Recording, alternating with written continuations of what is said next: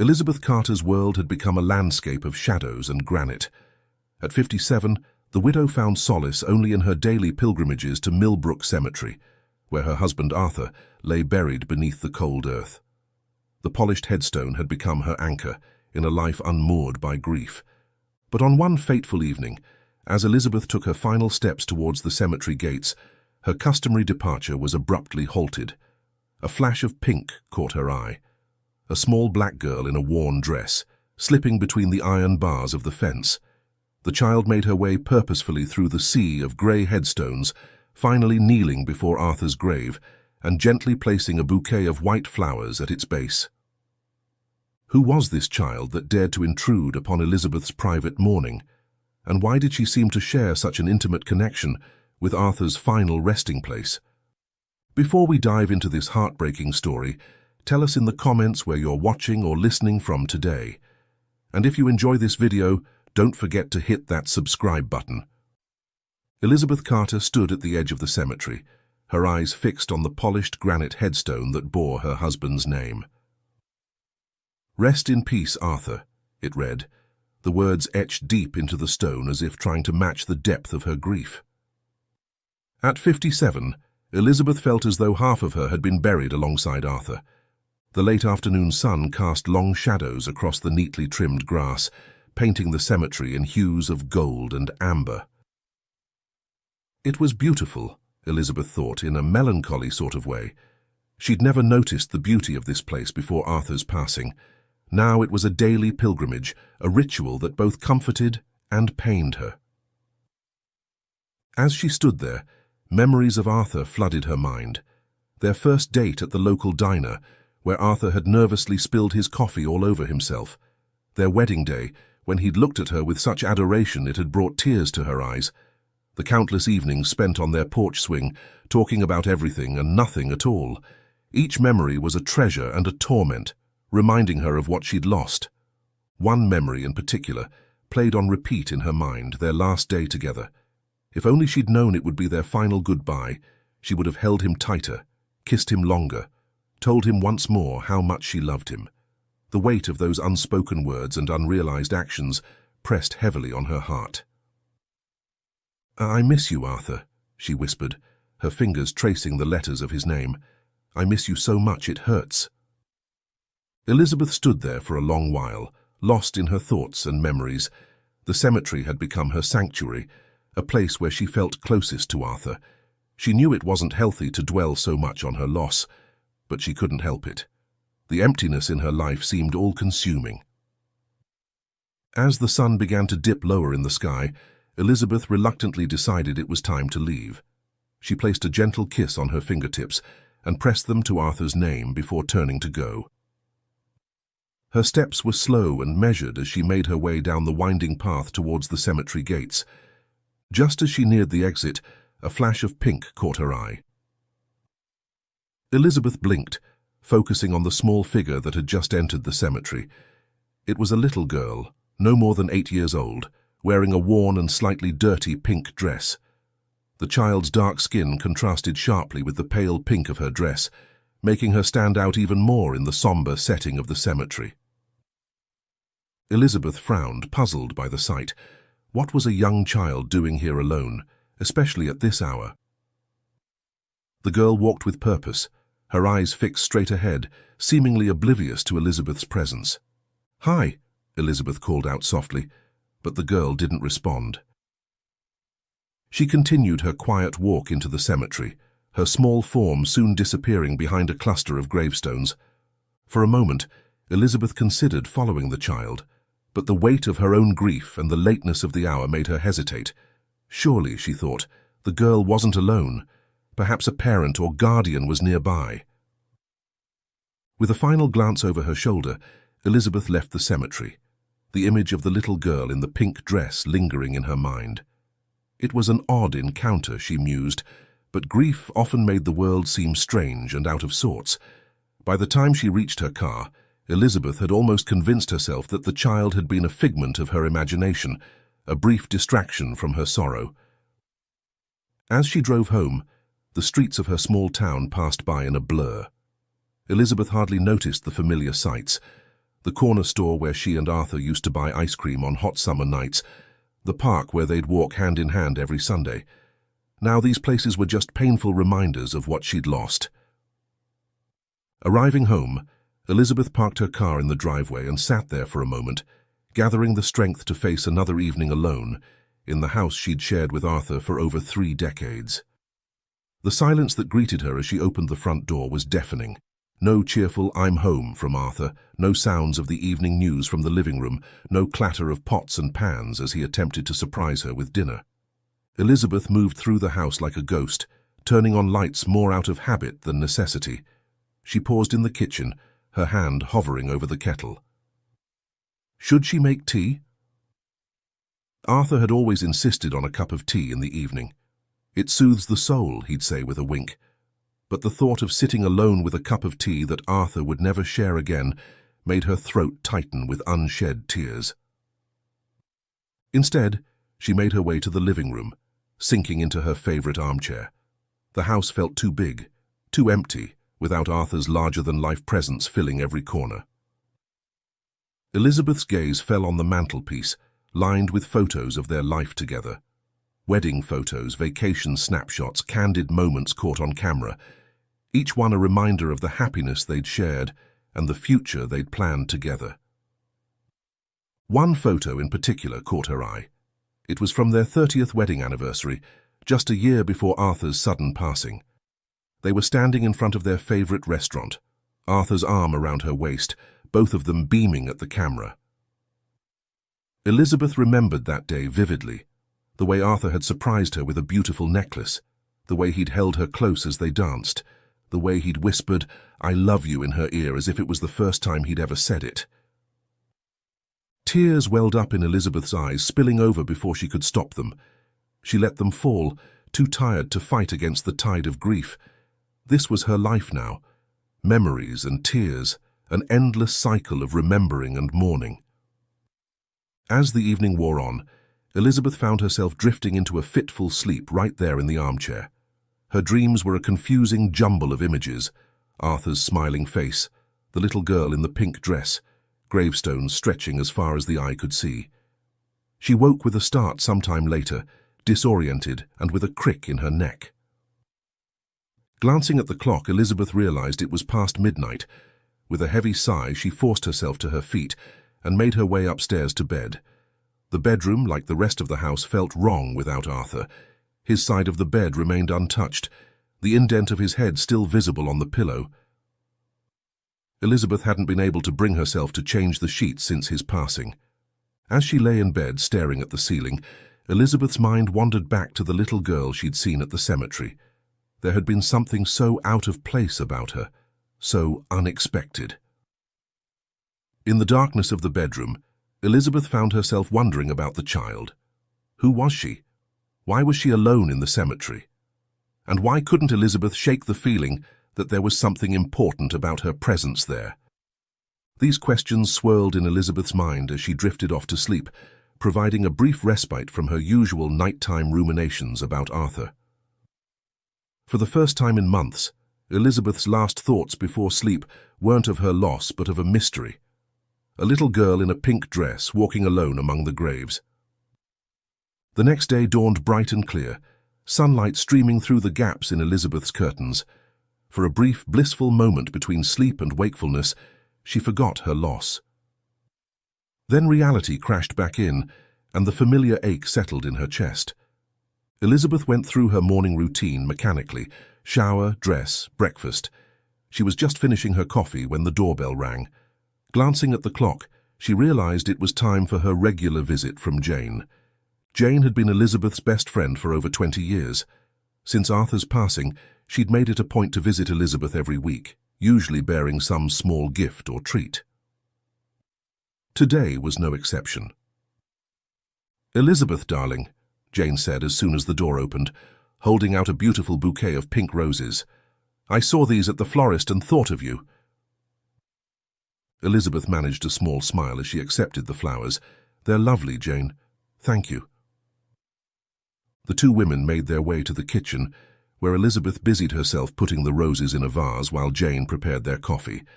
It was a routine they'd fallen into over the past few months, comfortable in its familiarity. "So," Jane said once they were settled at the kitchen table, steaming mugs of coffee in front of them, "how are you doing, really?" Elizabeth sighed, her fingers tracing the rim of her mug. "I'm managing," she said finally. "Some days are harder than others." Jane reached across the table, squeezing Elizabeth's hand. "I know, dear, it takes time. Arthur was, well, he was one of a kind." A lump formed in Elizabeth's throat at the mention of Arthur's name. "He really was," she whispered. They sat in companionable silence for a moment, each lost in their own thoughts. Then Jane, ever the practical one, began to chat about the latest town gossip, Mrs. Henderson's prize-winning roses, the new family that had moved in down the street, the upcoming bake sale at the church. Elizabeth listened with half an ear, grateful for Jane's attempts to distract her. As her friend talked, Elizabeth's gaze drifted to the vase of pink roses on the counter. Something about the color tickled at her memory, but she couldn't quite place it. "Elizabeth, are you listening?" Jane's voice broke through her reverie. "I'm sorry, what were you saying?" Elizabeth blinked, focusing back on her friend. Jane gave her a sympathetic smile. "I was just asking if you'd like to come to the bake sale next week. It might do you good to get out of the house a bit more." Elizabeth hesitated. The thought of facing a crowd of well-meaning but pitying neighbors made her stomach churn. I'm not sure, Jane. Maybe." Jane nodded, not pushing the issue. "Well, think about it, no pressure." They chatted for a while longer, Jane filling the silence with cheerful chatter, while Elizabeth sipped her coffee and tried to engage. By the time Jane left, promising to call later in the week, Elizabeth felt both drained and oddly comforted. After seeing Jane out, Elizabeth returned to the kitchen. She stood there for a moment, her eyes drawn once again to the pink roses. Suddenly it clicked. The little girl's dress. It had been almost the same shade of pink. The memory of the child in the cemetery came flooding back. Elizabeth had almost convinced herself it had been a dream or a grief-induced hallucination. But now, looking at the roses, she was certain the girl had been real. Elizabeth moved to the living room, settling onto the couch. She tried to relax, to push thoughts of the mysterious girl out of her mind. But the image persisted, a small figure in a worn pink dress, walking alone among the gravestones. Who was she? Why was she there? And why did Elizabeth feel so drawn to this mystery? As she sat there, lost in thought, the timer in the kitchen went off with a shrill beep. Elizabeth started, suddenly remembering the cake she'd put in the oven before Jane's arrival. It was a simple lemon cake, Arthur's favorite. She'd been baking one every week since his passing, unable to break the habit, even though there was no one left to enjoy it with her. Rising from the couch, Elizabeth made her way back to the kitchen. As she pulled the golden cake from the oven, the scent of lemon and sugar filling the air, she found herself blinking back tears. How many times had she baked this cake for Arthur? How many times had he praised her baking skills, even when the cake was a little dry or the frosting a bit too sweet? Setting the cake on the counter to cool, Elizabeth leaned against the kitchen sink, her shoulders shaking with silent sobs. Grief washed over her in waves, threatening to pull her under. She allowed herself a few moments of release before taking a deep breath and straightening up.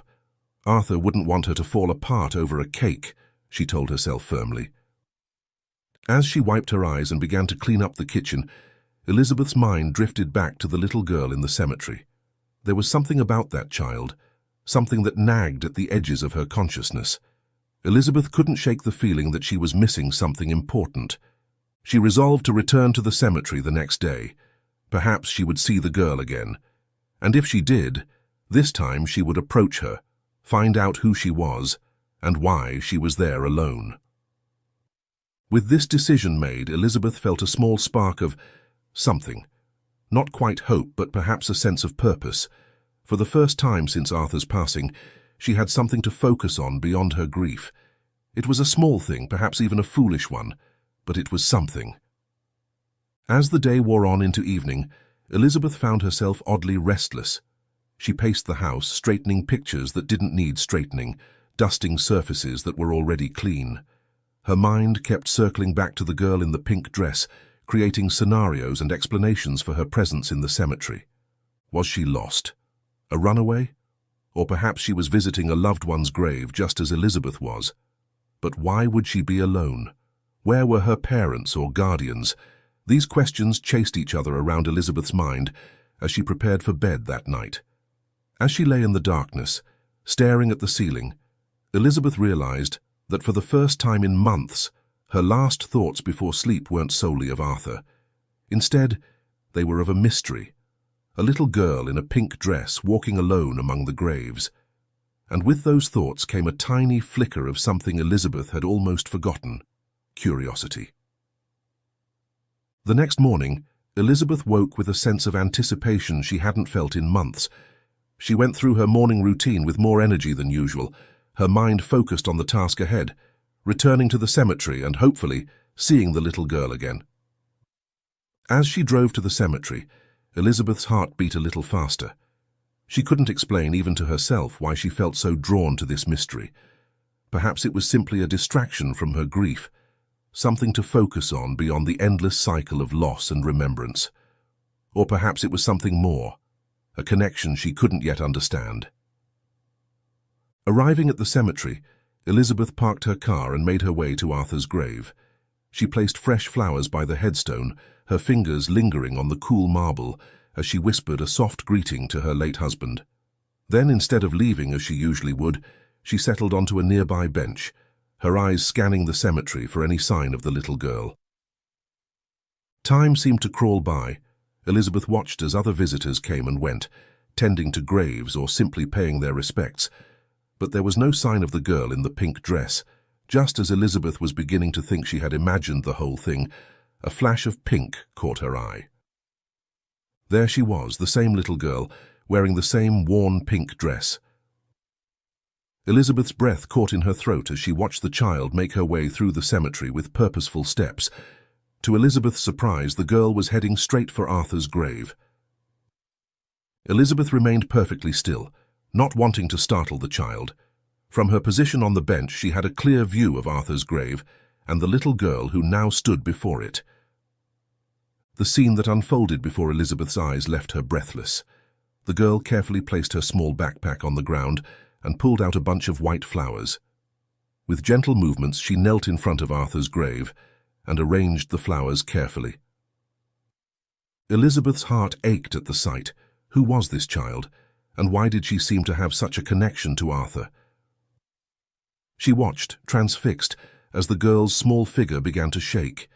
It took Elizabeth a moment to realize the child was crying. Unable to bear the sight of the girl's distress, Elizabeth slowly rose from the bench and began to approach. She moved quietly, not wanting to startle the child. As she drew closer, she could hear the girl's soft voice, speaking to the grave as if in conversation with Arthur himself. Elizabeth's mind whirled with questions. How did this child know Arthur? Why hadn't Arthur ever mentioned her? And why was she here alone, clearly in such distress? Taking a deep breath, Elizabeth softly said, "Hello." The effect was immediate. The girl's head snapped up, her eyes wide with panic. Before Elizabeth could say another word, the child hastily wiped her tears away, her small hands trembling. "Wait," Elizabeth said gently, taking a step closer. "It's okay, I just want to talk to you." But her words fell on deaf ears. The girl scrambled to her feet, snatching up her backpack. In her haste, she knocked over the flowers she had so carefully arranged. Without a backward glance, she took off running, her pink dress fluttering behind her as she disappeared among the tombstones. Elizabeth stood there, stunned by the sudden turn of events. She looked down at the scattered white flowers on Arthur's grave, her mind a whirlwind of questions and confusion. Kneeling down, she gently gathered the flowers, arranging them back in place. As she did so, she noticed they were simple wildflowers, the kind that grew in the meadow just beyond the cemetery walls. "Oh, Arthur," she whispered, her fingers tracing the letters of his name on the headstone. "What's going on? Who is she?" For the first time since his passing, Elizabeth felt a spark of something other than grief, curiosity, concern, and a deep need to understand. She stayed at the grave for a while longer, lost in thought before finally making her way back to her car. The drive home was a blur, Elizabeth's mind replaying the scene in the cemetery over and over. The girl's tears, her careful placement of the flowers, the way she had spoken to Arthur's grave as if he could hear her. It all pointed to a deep connection. But how? And why had Arthur never mentioned her? As she pulled into her driveway, Elizabeth made a decision. She would return to the cemetery again earlier this time. She needed answers, and the only way to get them was to speak with the girl. That night, sleep eluded Elizabeth. She tossed and turned, her mind filled with images of the little girl in the pink dress. In her dreams, she saw Arthur and the child together, laughing and talking, but always just out of reach. She woke feeling more tired than when she had gone to bed, but with a renewed determination to solve this mystery. The next morning, Elizabeth woke before dawn. She dressed quickly, her movements driven by a sense of urgency she hadn't felt in months. As she left the house, the sky was just beginning to lighten, the stars fading as the first hints of sunrise painted the horizon. The cemetery was quiet and still when Elizabeth arrived. She made her way to a bench near Arthur's grave, settling in to wait. The morning air was cool, and Elizabeth pulled her cardigan tighter around her shoulders. As she sat there watching the sky slowly brighten, she found herself talking softly to Arthur. "I wish you were here to explain all this," she murmured. "Who is she, Arthur? Why didn't you tell me about her?" Time seemed to crawl by. Elizabeth watched as the cemetery came to life around her.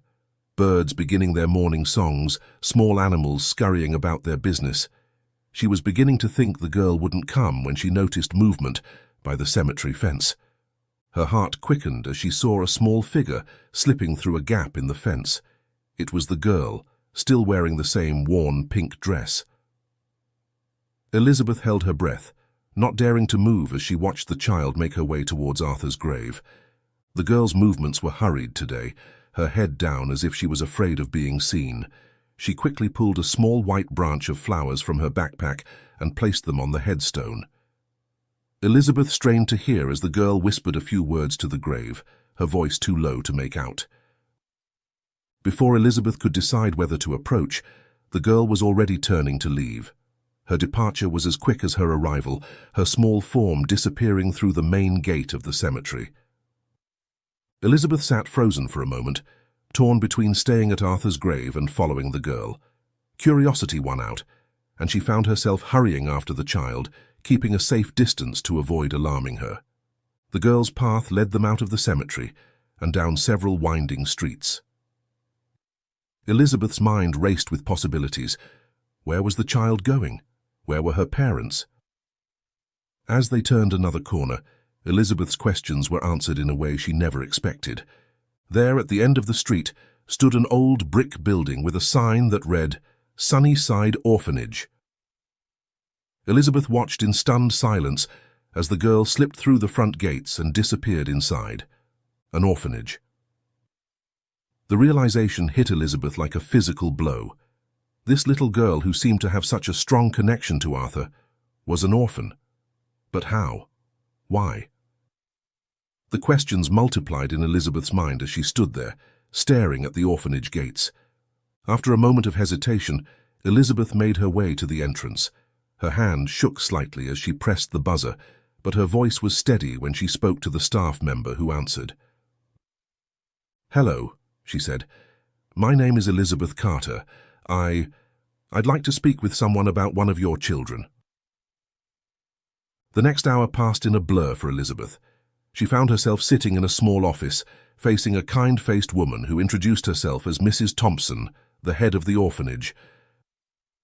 "Mrs. Carter," Mrs. Thompson said gently, "you said you wanted to ask about one of our children." Elizabeth nodded, her hands clasped tightly in her lap. "Yes, a little girl. She's about 8, I think. Wears a pink dress. I've seen her visiting my husband's grave." Mrs. Thompson's eyes widened in recognition. "You must mean Maya," she said. "Yes, she's been sneaking out to visit a cemetery. We've tried to stop her, but—" She trailed off, shaking her head. "Mrs. Carter, how do you know about this?" Elizabeth took a deep breath, then began to explain everything. Her visits to Arthur's grave, her sightings of Maya, the girl's evident connection to her late husband. As she spoke, she watched Mrs. Thompson's expression change from confusion to understanding, and finally to a deep sadness. When Elizabeth finished, Mrs. Thompson was silent for a long moment. Then, with a heavy sigh, she began to speak.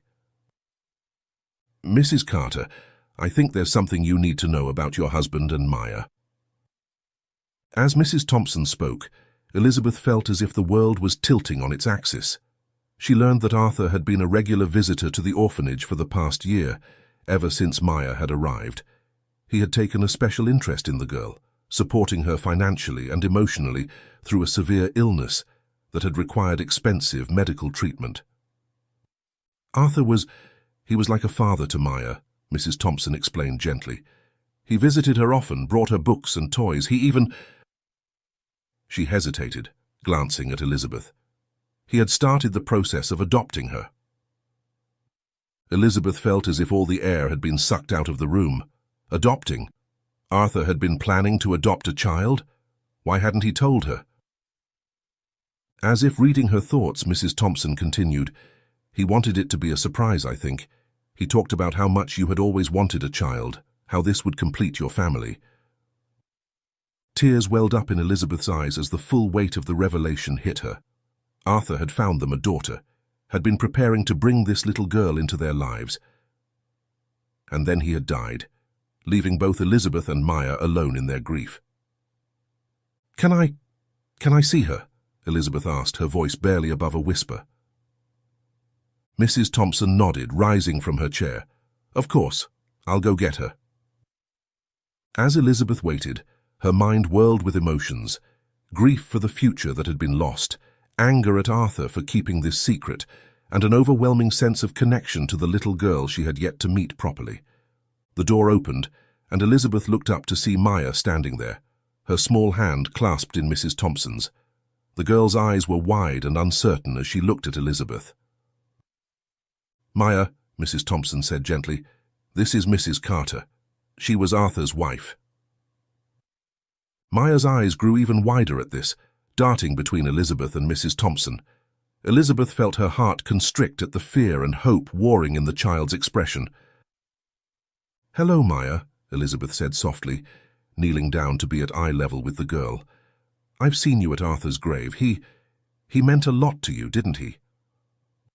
Maya nodded, her lower lip trembling. "He was going to be my daddy," she whispered, her voice small and fragile. The words broke something open in Elizabeth's heart. Without thinking, she opened her arms, and Maya flew into them, her small body shaking with sobs. Elizabeth held her close, her own tears falling freely as she rocked the grieving child. In that moment, as she held this little girl who Arthur had chosen to be their daughter, Elizabeth felt a shift in her world. The grief that had consumed her for so long began to make room for something else, a fierce protectiveness, a deep compassion, and the first stirrings of love for this child who had lost so much. "It's okay, sweetheart," Elizabeth murmured, stroking Maya's hair. "It's okay, we're going to be okay." And for the first time since Arthur's death, Elizabeth believed those words might actually be true. As Elizabeth held Maya, the pieces of the puzzle began to fall into place. She remembered Arthur's mysterious phone calls, the times he'd come home later than usual with a secretive smile on his face. At the time, she'd attributed it to work or perhaps planning a surprise for their anniversary. Now, she realized, he had been here at the orphanage, spending time with Maya, preparing to bring her into their lives. Mrs. Thompson gave them some privacy, stepping out of the office.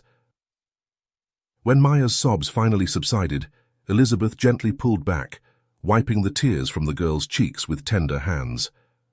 "Maya, sweetheart," she said softly, "can you tell me about Arthur? About the time you spent with him?"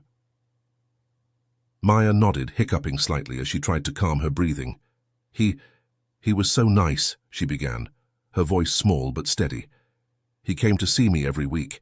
He'd read me stories and bring me candy sometimes. Elizabeth smiled, recognizing Arthur's sweet tooth in this detail.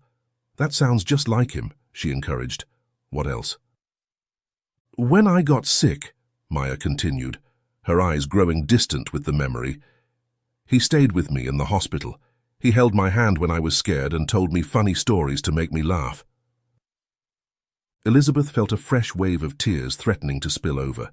This was the Arthur she knew and loved, kind, compassionate, always ready with a joke to lighten a heavy moment. She could picture him sitting by a hospital bed, his large hand engulfing Maya's tiny one, his warm voice spinning tales to distract her from her pain. He talked about you, Maya said suddenly, her eyes focusing on Elizabeth's face. He said you were the kindest person he knew, that you had so much love to give. Elizabeth's breath caught in her throat. He said that? Maya nodded emphatically. He said you'd be the best mom ever, that's why... She trailed off, her lower lip trembling again. That's why what, sweetie? Elizabeth prompted gently. That's why I was so excited, Maya whispered. To have a mum and dad, to have a family. The words hit Elizabeth like a physical blow. She pulled Maya close again, her heart aching for this child who had come so close to having the family she longed for, only to have it snatched away by cruel fate. Oh, Maya, she murmured, stroking the girl's hair. I'm so sorry, I'm so sorry. They sat like that for a long while, holding each other, sharing their grief and finding comfort in their shared love for Arthur. When Mrs. Thompson gently knocked on the door, Elizabeth was surprised to realize how much time had passed. Mrs. Carter, Mrs. Thompson said softly, I hate to interrupt, but I thought you might like to see some things. Elizabeth nodded, reluctantly letting go of Maya. The girl clung to her hand as they followed Mrs. Thompson out of the office and down a hallway to a small bedroom. Maya's room, Elizabeth realized as they stepped inside. The room was sparsely furnished but tidy. What caught Elizabeth's eye immediately was a shelf above the bed, filled with books and small toys. She recognized Arthur's taste in the collection of children's classics and the carefully chosen stuffed animals. But it was the framed photograph on the bedside table that made her gasp. It was a picture of Arthur and Maya, taken what must have been only weeks before his death. They were at a park, Arthur pushing Maya on a swing, both of them laughing with pure joy. Elizabeth picked up the frame with trembling hands, studying the happiness radiating from both their faces. He brought that for her last month, Mrs. Thompson explained softly. Said he wanted her to have a picture of her new dad to look at every night before she went to sleep. Elizabeth nodded, unable to speak around the lump in her throat. She glanced at Maya, who was watching her anxiously, as if afraid Elizabeth might be angry about the photo. It's a beautiful picture, Elizabeth managed to say, smiling at Maya through her tears. You both look so happy. Maya's face lit up at these words and she moved closer to Elizabeth, pointing at the photo. That was the best day, she said, her voice filled with a mixture of joy and sadness. Dad, Arthur, he took me to the park and bought me ice cream. He said it was practice for when I came to live with you both. Elizabeth's heart clenched at Maya's slip. Dad, and the way she had quickly corrected herself. She set the photo back on the bedside table and knelt down to Maya's level, taking both of the girl's hands in hers. Maya, she said softly, I want you to know something. Arthur, he was your dad, in every way that matters, and I know he loved you very, very much. Maya's eyes filled with tears again, but this time there was a spark of hope in them. Really? She whispered. Really, Elizabeth confirmed, squeezing Maya's hands gently. And I'd like to get to know you, if that's okay. To hear more about the time you spent with Arthur, and to tell you about him too. Would you like that? Maya nodded eagerly, a small smile breaking through her tears. Yes, please, she said. As Elizabeth stood up, still holding Maya's hand, she felt a shift in her heart. The grief was still there, a constant ache for Arthur and the future they'd lost. But alongside it, there was something new, a warmth, a sense of purpose, and the first stirrings of love for this little girl who Arthur had chosen to be their daughter. She looked at Mrs. Thompson, who had been watching the interaction with a mixture of sadness and hope. "What happens now?" Elizabeth asked, her voice steady despite the emotional whirlwind of the past few hours. Mrs. Thompson smiled gently. "Well, that depends on you, Mrs. Carter, and on Maya, of course. But if you're both willing, I think we have a lot to talk about." Elizabeth nodded, feeling a sense of determination settling over her. She didn't know exactly what the future held, but she knew one thing for certain. She wasn't going to let go of this connection Arthur had forged. Whatever came next, she and Maya would face it together. As Elizabeth drove home that evening, her mind was a whirlwind of emotions and thoughts. The day's revelations had shaken her to her core, forcing her to reevaluate everything she thought she knew about her life with Arthur and their future together. She pulled into her driveway and sat in the car for a long moment, staring at the house she had shared with Arthur for so many years. It had felt empty and lifeless since his passing, but now it seemed to hold the promise of new beginnings. Elizabeth made her way inside, moving on autopilot to the kitchen to make herself a cup of tea. As the kettle boiled, her eyes fell on a framed photo on the counter, a picture of her and Arthur on their wedding day. She picked it up, studying Arthur's beaming face. "Oh, Arthur," she whispered, tracing his features with a gentle finger. "Why didn't you tell me?" As she stood there holding the photo, the full weight of the day's discoveries washed over her. Arthur had found them a daughter. He had been preparing to fulfill their long-held dream of having a child, a dream that had been shattered years ago when they learned Elizabeth couldn't conceive. Memories flooded back. The countless doctor's appointments, the failed treatments, the nights spent crying in each other's arms. They had talked about adoption back then, but the pain had been too raw, the disappointment too fresh. Over time, they had convinced themselves that they were happy as they were, just the two of them. But Arthur had never given up on that dream, Elizabeth realized now. He had found Maya, had seen in her the daughter they had always longed for, and he had been planning to surprise Elizabeth with the greatest gift imaginable, a child to love, a family to complete their lives. The kettle's whistle broke through Elizabeth's reverie. She set down the wedding photo and prepared her tea, moving to the living room with the steaming cup. As she sank into her favorite armchair, her eyes fell on the mantelpiece lined with photos of her life with Arthur. One photo in particular caught her attention. It was from their 30th wedding anniversary, just a year before Arthur's passing. They were standing in front of their favorite restaurant, Arthur's arm around her waist, both of them beaming at the camera. Elizabeth remembered that day vividly, the way Arthur had surprised her with a beautiful necklace, the way he'd held her close as they danced, the way he'd whispered "I love you" in her ear as if it was the first time he'd ever said it. Now, looking at that photo, Elizabeth saw something she hadn't noticed before. There was a sparkle in Arthur's eyes, a secret joy that went beyond the happiness of the moment. Had he already met Maya by then? Was he already planning their future as a family of three? Tears welled up in Elizabeth's eyes, spilling over before she could stop them. But these weren't just tears of grief. There was something else mixed in. Gratitude for the man Arthur had been, for the love he had shown not just to her but to a little girl who needed a family. And there was something else too.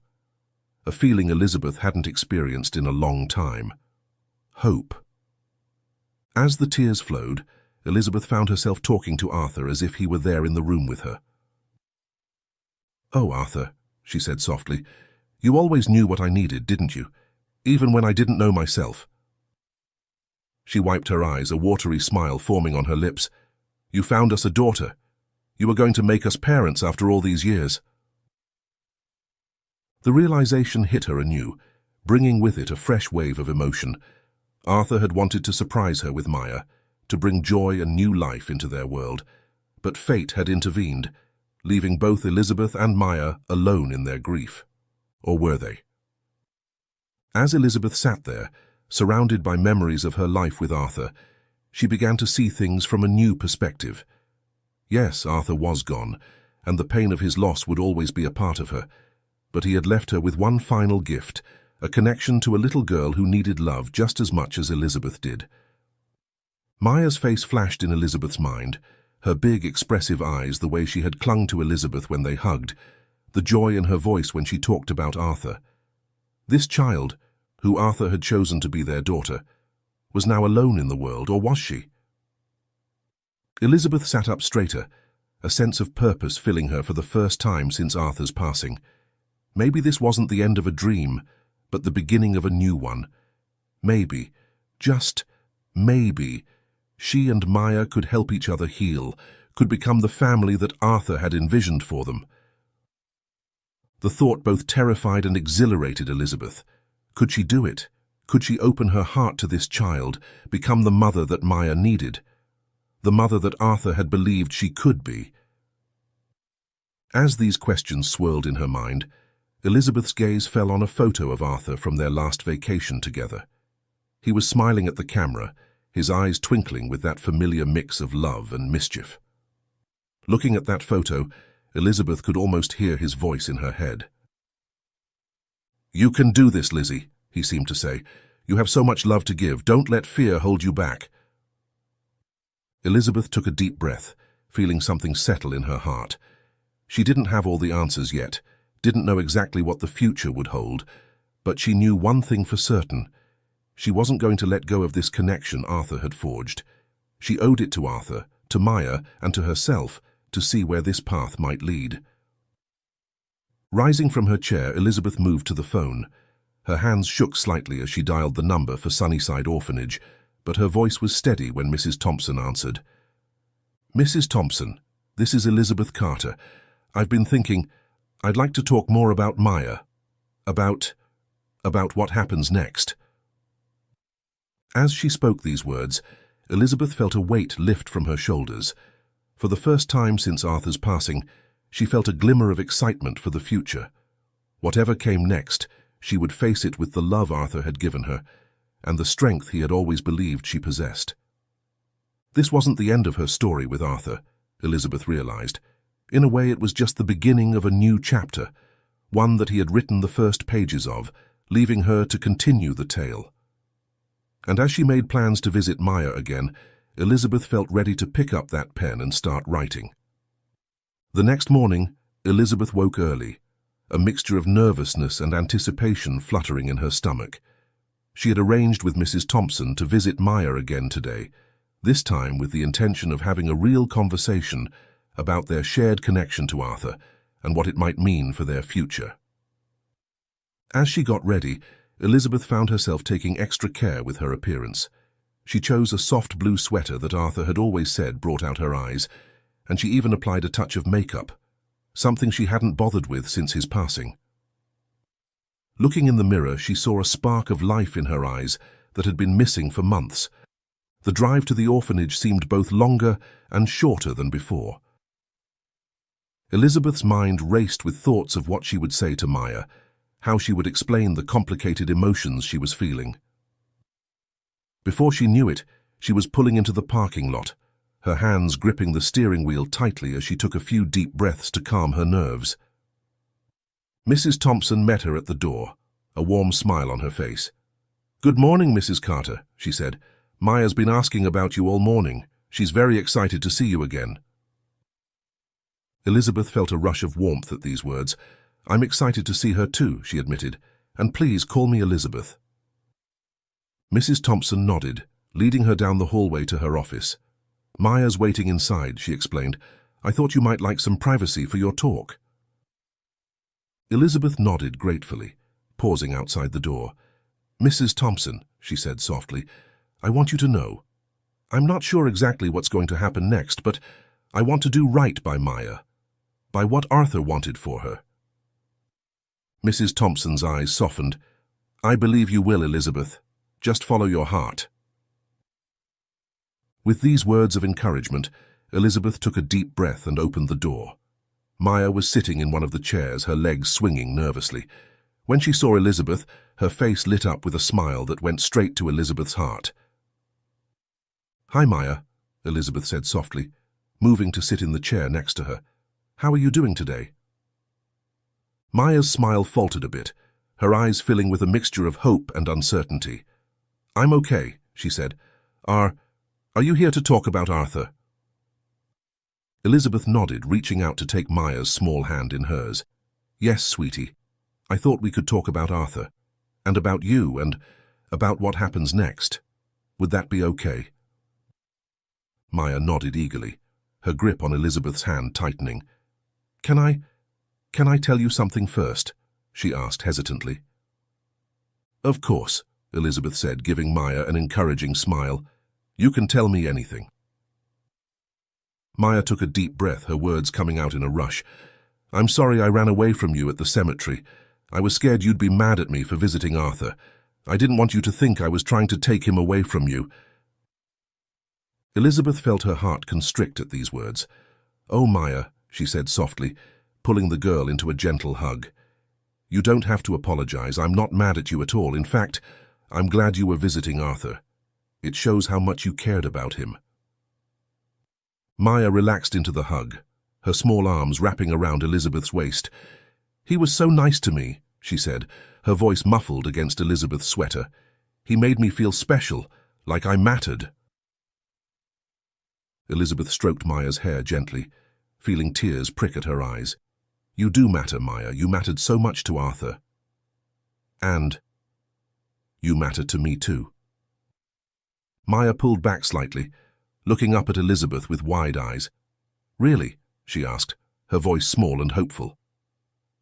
"Really," Elizabeth confirmed, smiling through her tears. "Maya, there's something I need to tell you, something about Arthur and me and about you." And so, Elizabeth began to explain.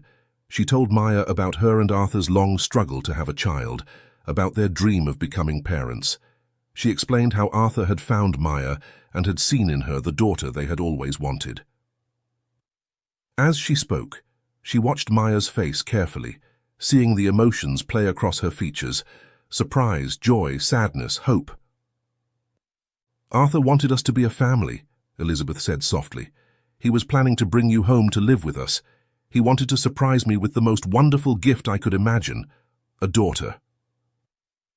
Maya's eyes filled with tears. "But then he died," she whispered. Elizabeth nodded, her own eyes watering. "Yes, sweetheart, he died before he could make it happen. But Maya, I want you to know something. Just because Arthur is gone, it doesn't mean that dream has to die too." Maya's breath caught, her eyes widening. What do you mean?" she asked, her voice trembling with hope. Elizabeth took a deep breath, her heart pounding. This was the moment of truth, the moment that would change both their lives forever. "Maya," she said softly, "I know we don't know each other very well yet, but I'd like to change that. If you're willing, I'd like us to spend more time together, to get to know each other better, and maybe we could see if we might become a family, just like Arthur wanted." Maya's eyes grew impossibly wide, her mouth falling open in shock. For a moment she just stared at Elizabeth, as if unable to believe what she was hearing. Then, with a cry that was half sob and half laugh, she threw herself into Elizabeth's arms. "Yes," she cried, her voice muffled against Elizabeth's shoulder. "Yes, please, I want that so much." Elizabeth held Maya close, her own tears falling freely now. As she sat there holding this little girl who Arthur had chosen to be their daughter, she felt something shift in her heart. The grief that had consumed her for so long began to make room for something else: hope, joy, and the first stirrings of a mother's love. "We'll take it one day at a time," Elizabeth murmured, stroking Maya's hair. "We'll get to know each other, and we'll figure this out together. Okay?" Maya nodded against her shoulder, her arms tightening around Elizabeth's neck. "Okay," she whispered. Thank you so much." As they sat there holding each other, Elizabeth felt a sense of peace settle over her. She knew there would be challenges ahead, knew that becoming a family wouldn't happen overnight. But for the first time since Arthur's passing, she felt truly alive, truly hopeful for the future. This, she realized, was Arthur's final gift to her. Not just a child to love, but a chance at a new beginning.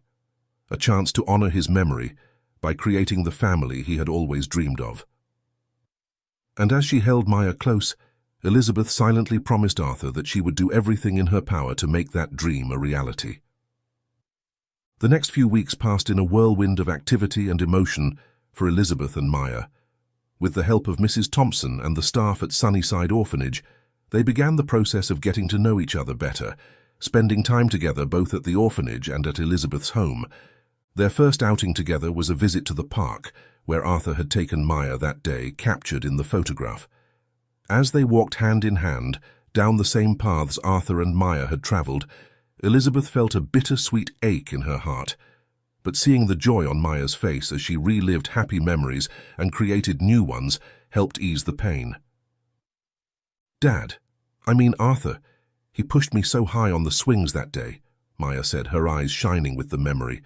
I felt like I could touch the sky. Elizabeth smiled, squeezing Maya's hand gently.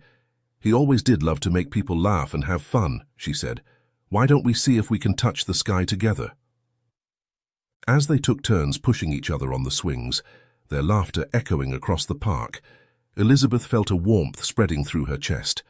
This, she realized, was what Arthur had wanted for them: joy, laughter, and the simple pleasure of being a family. Back at home, Elizabeth began to make changes to prepare for Maya's eventual arrival. She cleared out the spare room that had been serving as a storage space, transforming it into a bedroom fit for a little girl. She chose soft purple paint for the walls, remembering how Maya's eyes had lit up when she saw a purple stuffed animal at the orphanage. As she worked, Elizabeth found herself talking to Arthur, sharing her thoughts and fears as if he were right there beside her. I hope I'm doing this right, Arthur, she'd say as she assembled a bookshelf or hung curtains. I hope this is what you had in mind for us. One afternoon, as Elizabeth was putting the finishing touches on Maya's room, Mrs. Thompson called with some news. The adoption process was moving forward, and if everything continued to go well, Maya could come home with Elizabeth in just a few short weeks. The news sent a thrill of excitement and nervousness through Elizabeth. That evening, when Maya came for her regular visit, Elizabeth decided it was time to ask the big question.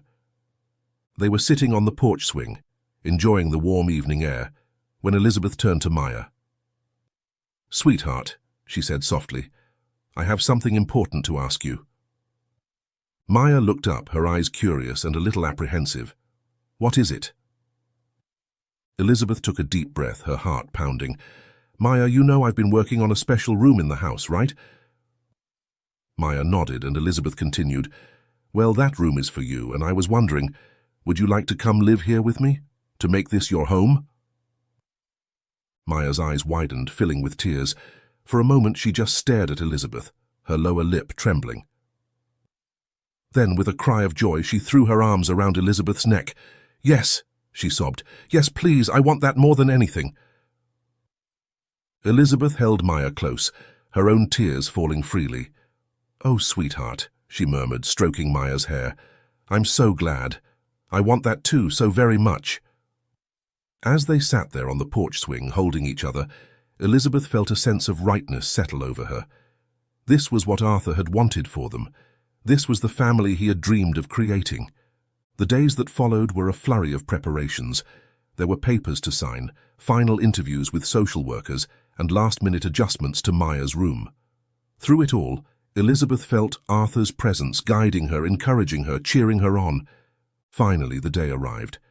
Elizabeth stood in the entrance of Sunnyside Orphanage, her heart pounding with anticipation. When Maya appeared, clutching a small suitcase and the stuffed bear Arthur had given her, Elizabeth felt her breath catch in her throat. "Are you ready to go home, sweetheart?" she asked softly, holding out her hand. Maya nodded, her eyes shining with a mixture of excitement and nervousness. She took Elizabeth's hand, holding on tightly. "I'm ready," she said, her voice small but determined. As they walked out of the orphanage together, Elizabeth felt a shift in her world. The grief that had consumed her for so long didn't disappear, but it made room for something new: hope, joy, and the love of a mother for her child. In the car on the way home, Maya was quiet, looking out the window with wide eyes. Elizabeth glanced at her in the rearview mirror, her heart full of love for this little girl who had so unexpectedly become her daughter. You okay, sweetie? She asked gently. Maya nodded, turning to look at Elizabeth with a small smile. I was just thinking, she said softly, that Arthur would be happy right now, seeing us together like this. Elizabeth felt her heart swell with emotion. I think you're right, sweetheart, she replied, her voice thick with unshed tears. I think he'd be very happy indeed. As they pulled into the driveway of what was now their home, Elizabeth felt a mix of excitement and nervousness. This was it, the beginning of their new life together. Welcome home, Maya, she said softly as they walked up to the front door. Maya's eyes were wide as she took in the house, clutching her stuffed bear tightly. Our home, she whispered, as if testing out the words. Elizabeth nodded, squeezing Maya's hand gently. That's right, sweetheart. Our home. Elizabeth's world transformed with Maya's arrival. The house, once quiet and filled with memories, now echoed with the sounds of a child's laughter and the pitter-patter of small feet. Each day brought new challenges and joys as they navigated their newfound family dynamic. Shopping for Maya's clothes became an adventure. Elizabeth watched, her heart full, as Maya's eyes lit up at the sight of colorful outfits and a shiny new backpack for school. These simple pleasures, once taken for granted, now held profound meaning. Nighttime proved challenging. Maya often woke, tears streaming down her face, calling for Arthur or the parents she barely remembered. In these moments, Elizabeth would gather the child in her arms, whispering soothing words and humming lullabies until Maya drifted back to sleep. Through it all, Elizabeth felt Arthur's presence guiding her. In quiet moments, she found herself talking to him, sharing her triumphs and doubts as she embraced motherhood. The call from the social worker came unexpectedly one evening. Elizabeth's hands trembled as she listened to the news. The judge had granted her temporary custody of Maya, while the full adoption was processed. The next morning, over a special breakfast of chocolate chip pancakes, Elizabeth shared the news with Maya. So this is really my home now?" Maya asked, her voice barely above a whisper. Elizabeth reached across the table, taking Maya's small hand in hers. "Yes, sweetheart, this is your home and I am your family, forever and always." Maya's radiant smile and tight embrace said more than words ever could. As Elizabeth held her close, she felt a sense of rightness settle over her. This was what Arthur had wanted for them. Life took on a new rhythm as Elizabeth and Maya settled into their roles as mother and daughter. They celebrated their new status with small, joyful rituals, picnics in the backyard, planting flowers in the garden, and creating a scrapbook of their growing family memories. One evening, as they sat on the porch swing enjoying the warm summer air, Elizabeth turned to Maya with a gentle smile. "Sweetheart, I've been thinking, would you like to visit Arthur's grave together? We could bring him some flowers and spend some time there as a family." Maya looked up, her eyes wide with a mix of emotions, surprise, hesitation, and a glimmer of hope. "Really? We can go together." Elizabeth nodded, wrapping an arm around Maya's shoulders. "Of course, I think it would be nice for us to go as a family. We could even bring some of those white camellias Arthur loved so much. What do you think?" Maya was quiet for a moment, then nodded slowly. "I'd like that," she said softly. "I miss him, and I think he'd be happy if we went together." Elizabeth felt a lump form in her throat. "I think so too, sweetheart. We can go this weekend if you'd like." As the sun began to set, casting a warm glow over the garden, Elizabeth and Maya sat in comfortable silence, both lost in thoughts of Arthur and the visit they would soon make together. The next Saturday morning dawned bright and clear. Hand in hand, Elizabeth and Maya walked the familiar paths of the cemetery, their steps sure and purposeful.